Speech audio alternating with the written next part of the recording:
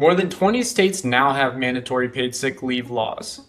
And if your PTO policy was written before your state released one, there's a real chance it's no longer compliant. Here's what you need to know.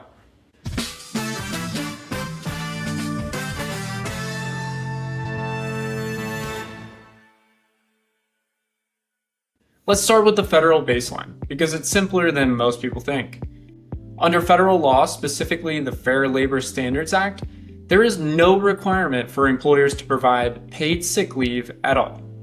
That means at the federal level, yes, employers can generally require PTO to run concurrently with sick time. You are not violating federal law by doing it. But federal law is just the floor.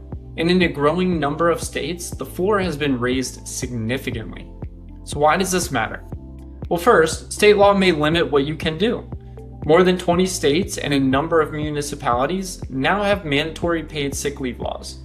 Many of them include restrictions on how employers can apply PTO against sick leave accruals, meaning your ability to require PTO for a sick day may be limited or conditioned depending on where your employees work. Second, FMLA adds another layer. If an employee's absence qualifies as FMLA leave, you are generally permitted, and in many cases, required by your own policy, to run accrued PTO concurrently with that leave. But there's a catch. The employees have to be notified that the absence is being designated as FMLA. If you skip that step, you've lost the ability to count it. And you may have created a retaliation exposure on top of it. Third, your policy language is doing more work than you think.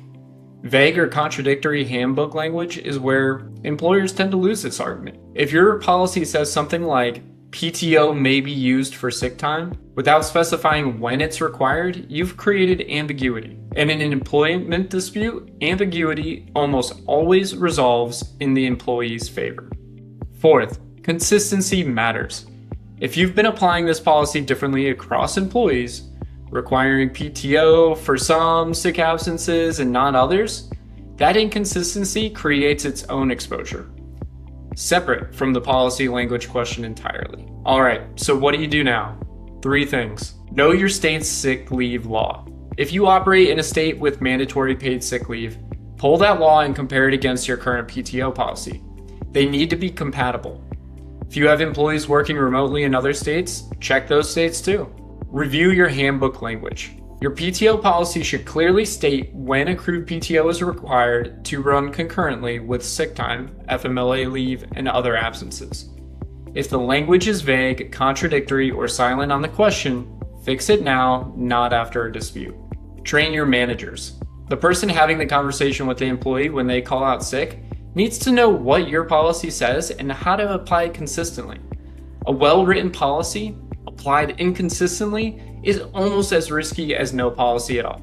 If you're not sure about whether your PTO policy holds up, or you need help aligning it with your state's sick leave requirements, reach out to us at guHRoo. This is exactly the kind of policy review we do for clients before it becomes an employee relations problem. That's your PTO and sick leave breakdown. You probably can require employees to use PTO when they call out sick, but whether you're doing it correctly depends entirely on your state law and how that policy is written. Like and subscribe for more payroll and HR updates, and we'll see you in the next one.